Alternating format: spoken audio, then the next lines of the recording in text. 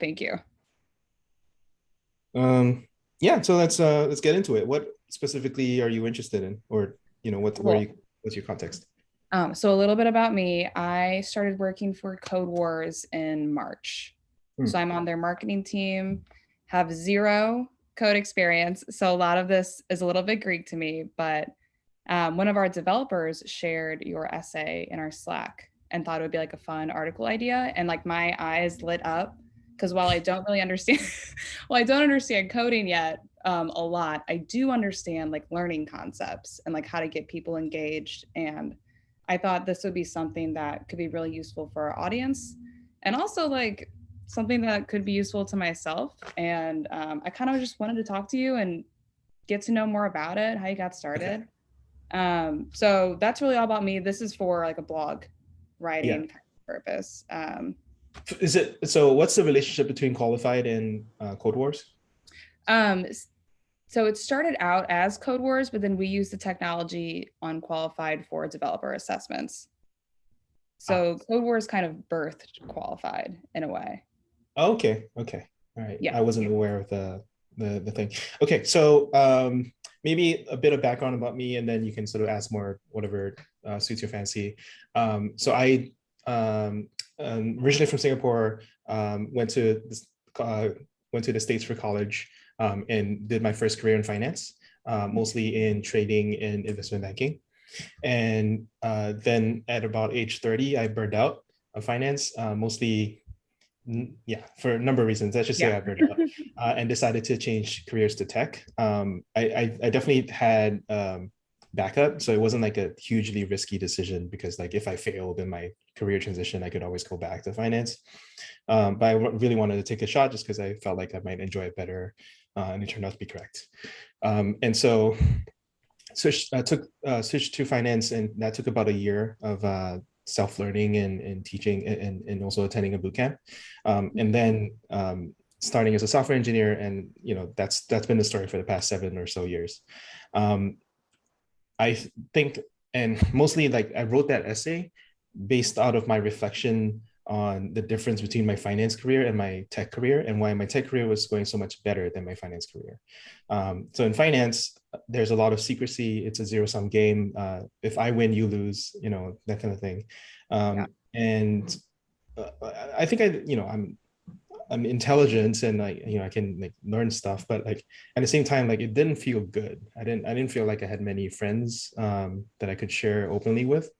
And that's just because of the fundamentally zero sum nature of the world. Whereas in tech, like you're encouraged to open source your code, you're encouraged to tell people about your mistakes. And when I actually tried that, not only was I not sort of criticized for it or made fun of, like I was celebrated and encouraged, and people identified with it. Also taught me extra stuff. Like they're like, oh, if you like this or if you learned this, check out this other stuff. And there's much more of a sort of collaborative, improvisational, open culture than in anywhere else I've seen. And so when I wrote down that piece of advice, I was just trying to give advice back to other students who might be considering this career path, and also trying to wake people up to how fundamentally different it is from anything that you might be used to, especially in traditional education, where it is also zero sum. Like you are competing for the best grades. There's only one valedictorian slot or whatever. There's the best colleges, and even after college, like you're competing for the best jobs. Like it is very competitive out there. But I think in tech, and I think in just the broader world of after you get out the sort of zero sum college game, it is very open. Like like it is very much of a greenfield opportunity where I for me to win, you don't have to lose, and I think that's fundamentally something I really enjoy. So I'll stop rambling there. I have more thoughts on like why these things work, and I can give you more specific examples of what happens. Mhm. But does anything resonate with you there?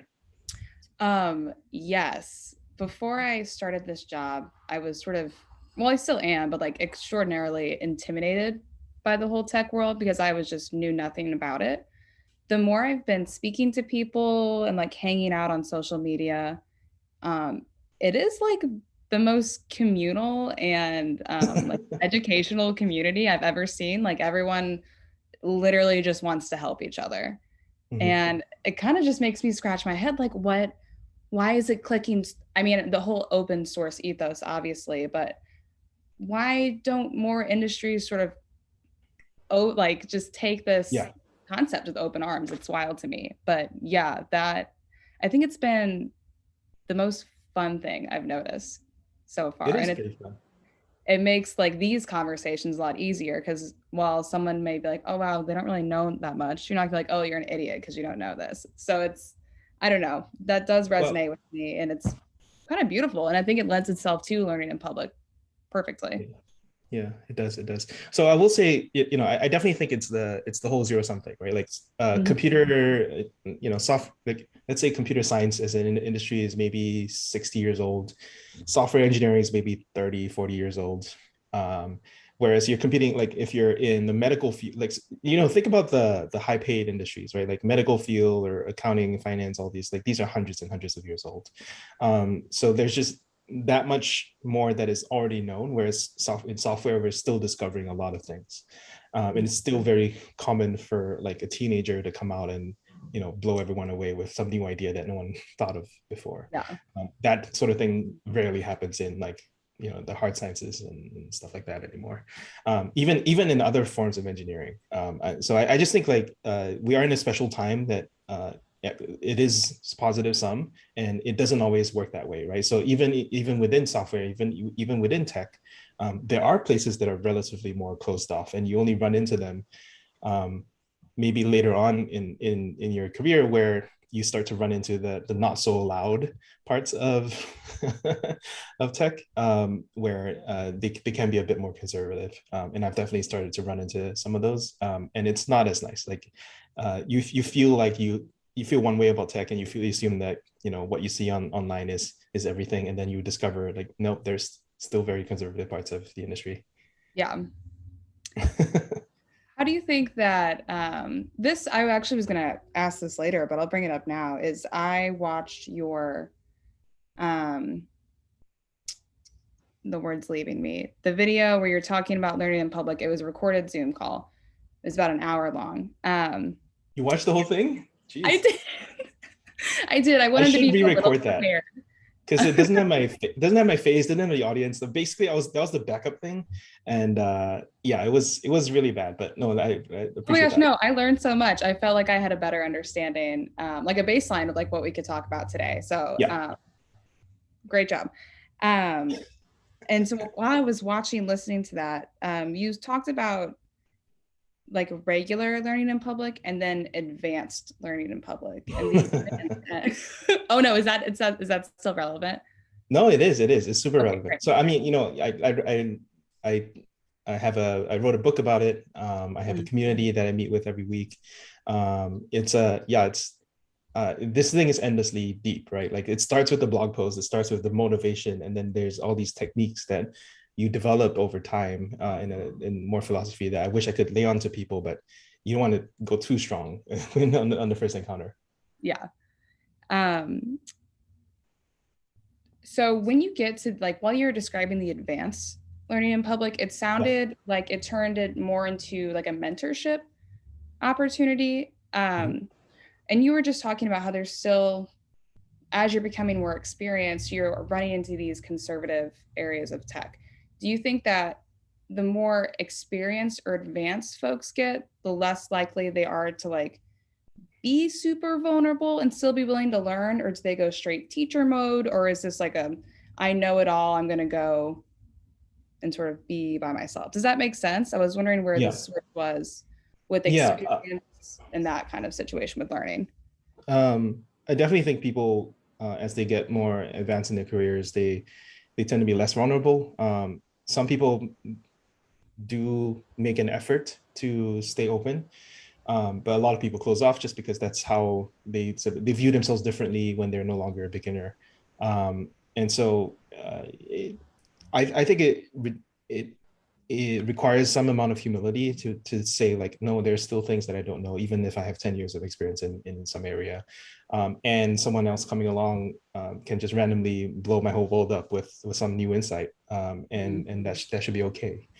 And not only is it okay, it's something I actively encourage. There's definitely a lot of people with closed minds that do not encourage that, and they've stuck to their point of view, and good for them. I think it's definitely an individual decision at that point.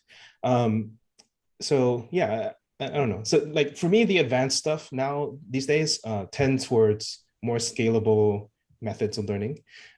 So what I mean by that is, so just to back up a little bit, I don't know if I introduced this in that talk, but I probably did, probably mentioned a little bit.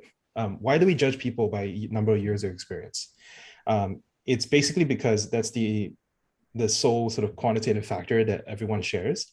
But like the obvious flaw in that assumption is that everyone learns at different rates. And if you're learning in public, the whole thesis is that you learn faster than you would otherwise. And so how do you change this slope of learning, and how do you sort of adopt a different algorithm of learning? And so I have this whole thing about big L notation, where I go into how do you sort of qualitatively just shift into a different gear of learning that they like the standard pace doesn't apply anymore, and therefore you're learning much faster than your peers, and that you personally would have otherwise. And I really like the sort of crowdsource model of being able to learn with a group, being able to know people so that you don't have to know everything, but you can have, for example, like I can specialize in one thing, and if I have other friends that specialize in different areas, then our friend group is more than a sum of the parts, because we all know different things, and I have something of value to trade for the expertise of someone else when I need to. So I'm no longer learning just in case. I'm learning just in time, and I'm building a network on which I can draw upon whenever I need to do stuff. So that's the TLDR. You know, there's a bunch in there, but I really like that idea. So in other words, I've moved a lot more towards community building rather than individual learning, and I find that I've been really enjoying that over time. Sorry, there was a very loud car that just went by. I didn't want that to intervene. That's awesome. It reminds me of just the whole like it takes a village idea. Yeah. You know, not everybody is going to know everything, but you can make a stronger group of people just by everyone knowing their own thing and then coming together on that. Yeah. So I can give you a specific example if that helps to motivate that. Yeah. So my first job as a software engineer, I was asked to work in a language that I work in TypeScript, which is kind of a superset of JavaScript that I had never done anything on before. Mm-hmm. And they were just like, we assume that you can pick it up, and I was like, yeah, sure. When it's your first job, sure, I'll do anything. Yeah, you do anything. But so I think the one smart thing that I did was I found myself repeating and looking up the same information again and again because I couldn't remember it. So what I did was I made my own cheat sheet, and I open sourced that cheat sheet of like this. And literally, when I would say cheat sheet, it wasn't like me trying to like be an expert and teach everyone else. It was just me like, here's the stuff I look up all the time. I just keep it organized and put it in one place. That's all. No attempt at pretentiousness, no attempt at like saying like this is the way. Just literally like this is what works. Here's the thing I keep copying and pasting because I keep getting it wrong. That kind of stuff. And so once you, sorry. Oh, I'm sorry. You're just doing yourself a favor at that point. Doing myself a favor. Easier, yeah. Yeah, which is something I do care about a lot as well. Just the message of you put yourself out there, and like no one responds initially, just because it's a chicken and egg thing, right? There's nobody knows who you are. Why should anyone care about what you write? So in other words, like for me, like you always need to have a way to win, even if it's a single player game. You just need to leave the door open for it to be multiplayer. And that's what I did with the cheat sheet. Like I put it on GitHub and I just kept adding to it over time. And I tweeted about it and I said, like, oh, today I learned something new. And it might be totally obvious to like the 90% of people out there who are more advanced than me, but the 10% who are not might learn something interesting as well. And even the people who are more advanced can see me making progress in public and see like I'm genuinely trying to learn, and they often pitched in and helped. And so that became probably my biggest sort of open source project, which is the React TypeScript cheat sheets. I think it's now up to something ridiculous, like a few tens of thousands of stars. And so I've 34,000, and I've ended up teaching people from Uber, from Microsoft, who makes TypeScript. I've ended up teaching TypeScript to them through these cheat sheets that have just evolved over time. And to me, that is the advanced form of learning in public. Like you're not putting out individual items of knowledge, you're building a knowledge base, and you're building a community that contributes to that, right? So I got other contributors to jump in. I got people asking questions, and from those questions that were being asked, I learned by trying to answer them. And it was just so useful to keep this growing over time. And like everything that goes in there, I know about. So therefore my knowledge increases as well. So like this is public learning, and and it was all done on GitHub, and people can see the evolution and just in the commit history, and it's pretty cool. I'm That's pretty awesome. proud of it still. Yeah. So it works because so while you're teaching others, you're learning more because you're reinforcing your own knowledge, and then people will ask questions maybe from different perspectives or point out gaps in knowledge, and that's what sort of continues this. Not only am I teaching, but I'm still learning with other people. Yeah. Okay. Yeah. And there's definitely parts where I specialize in more. So I specialize more in the application side of things, whereas there are others who maybe are library maintainers, and even others who are sort of the maintainers of the types. So it's just like they're different specialties. That's why there's a maintainer team now that takes care of their respective sections of the project. And it's just really cool because I don't have to learn those bits. I can just ask them. Because we know each other, and that goes back to the whole community thing. Like once you have contributed something of value, and and you have a network with different specialties, then you can sort of lean on each other at different times. That's awesome. I love that. One thing that you just mentioned is that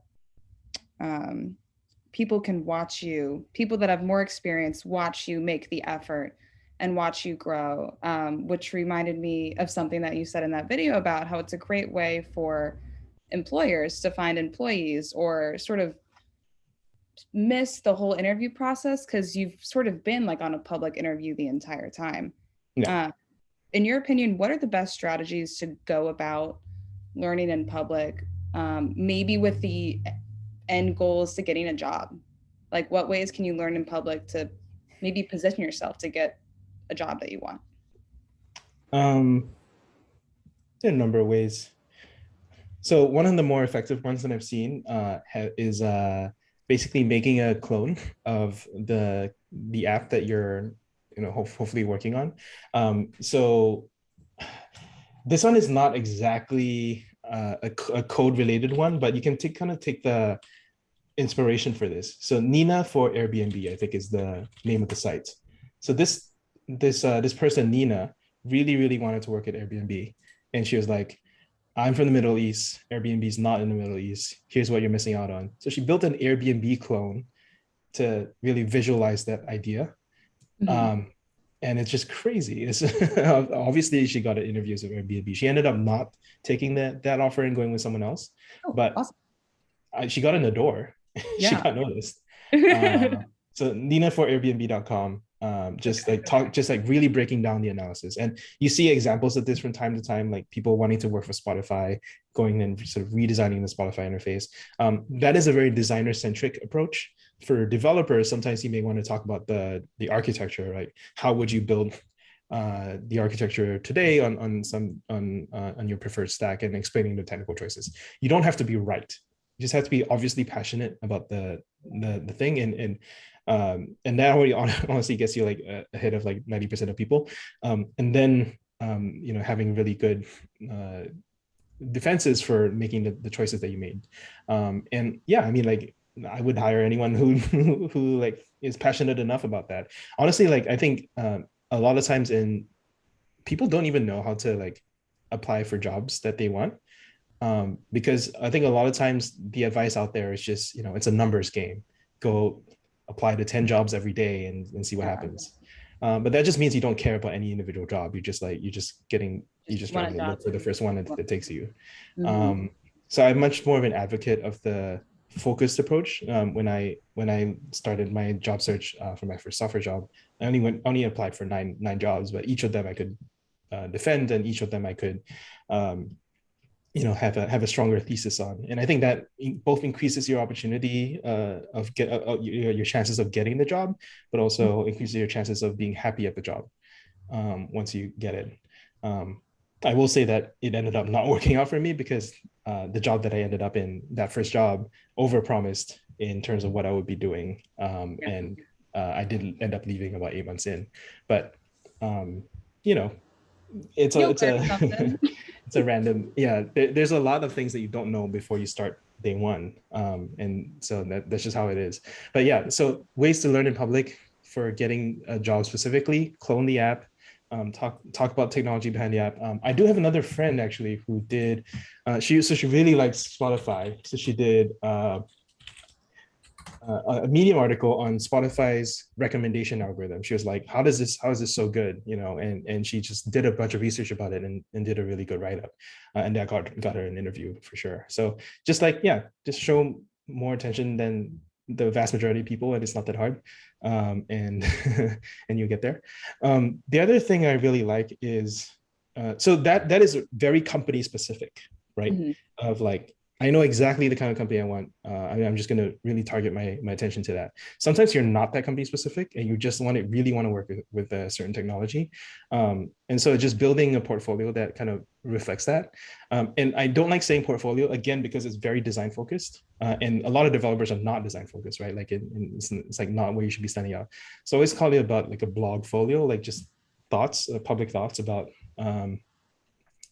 notes on, like, public talks that the company has given, or like what's new in the industry, like starting a little newsletter for that particular niche, and just being very public about like what you're learning and what's interesting there.